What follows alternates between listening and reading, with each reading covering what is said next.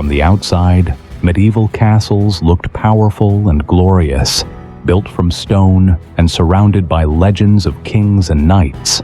But inside those walls lived hundreds of servants whose lives were defined not by honor or bravery, but by endless work and silence. Servants woke long before sunrise, not because they wanted to, but because the castle demanded it every single day.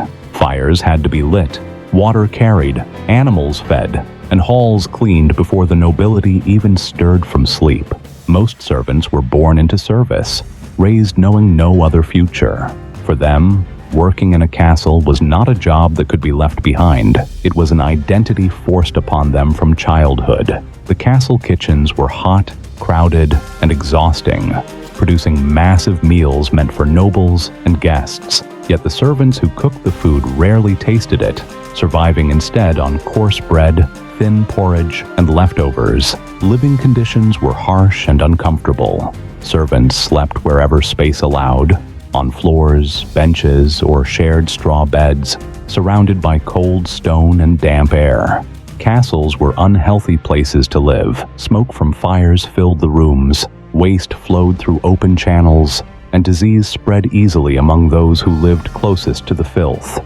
Work never truly stopped.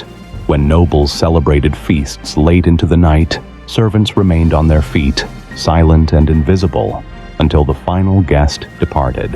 Any mistake could be dangerous. A spilled drink, a broken plate, or a word spoken at the wrong moment could lead to punishment without explanation or mercy. Women servants faced even greater dangers. They lived under constant threat of exploitation, with no protection, no authority to appeal to, and no way to refuse. Marriage and family life were difficult to maintain. Servants were often separated by duty, and children born into service usually inherited the same life of labor and obedience.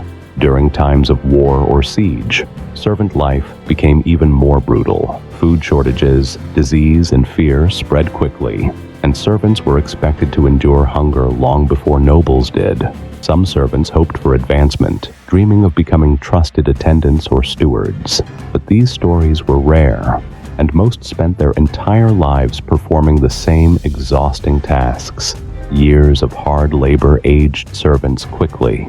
Their bodies wore down early, backs bent, hands cracked, and strength drained long before old age arrived. History remembers castles as symbols of power and protection, but that power rested on the unseen labor of servants who cleaned, carried, cooked, and endured every day. They did not fight in famous battles or wear armor, yet they paid the price of every war, every feast, and every display of wealth through their suffering. When castles eventually fell into ruin, the servants were already forgotten. No names recorded, no stories preserved, only silent labor erased by time. The truth behind medieval castles is uncomfortable. Luxury existed because hardship was accepted, and comfort was built on lives that were never meant to matter. And that is what life was really like for servants in medieval castles.